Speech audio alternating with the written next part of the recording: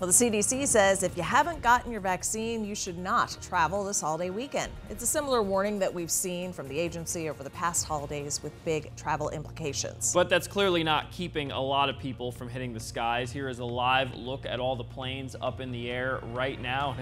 It's 6 a.m. here on the West Coast. Still a lot of people out and about going to where they're going this holiday weekend. Well, Team 12's Jess Winters is live, getting an up-close and personal look at folks who are trying to get out on the roads this morning. And Jess, we hear you have some expert advice this morning as we head into our holiday weekend.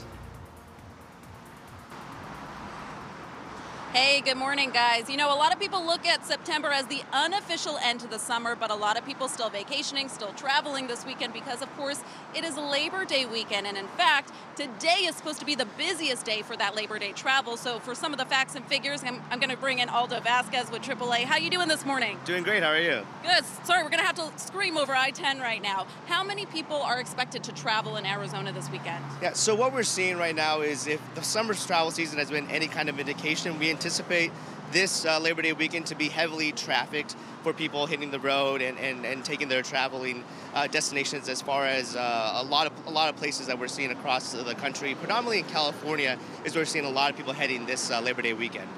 Now, what sort of homework should people do before they head out? Because a lot of different states have a lot of different rules.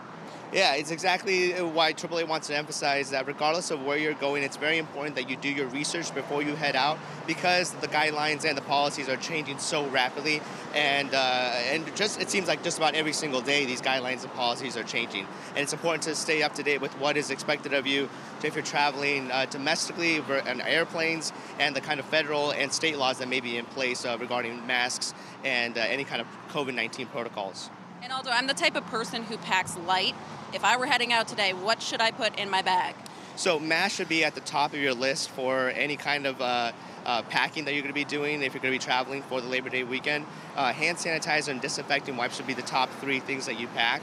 Other than that, though, if you are traveling and hitting the road, make sure that you pack an emergency kit with jumper cables, cell phone chargers, some food, water, and some reflective gear in case you break down on the side of the road. Just want to be safe. And Aldo, quickly, the difference between domestic and international travel. So what we're seeing is that if you are traveling internationally and coming back into the States, regardless of citizenship or vaccination status, you do need a COVID-19 test 3 days before you travel back into the States, or some kind of proof that you have recovered from COVID-19 within the past 3 months. Aldo, thank you so much for all the information. Much appreciated. And the CDC says, again, if you're unvaccinated, they advise against any travel. We're live in Phoenix. Jess Winters, Today in AZ.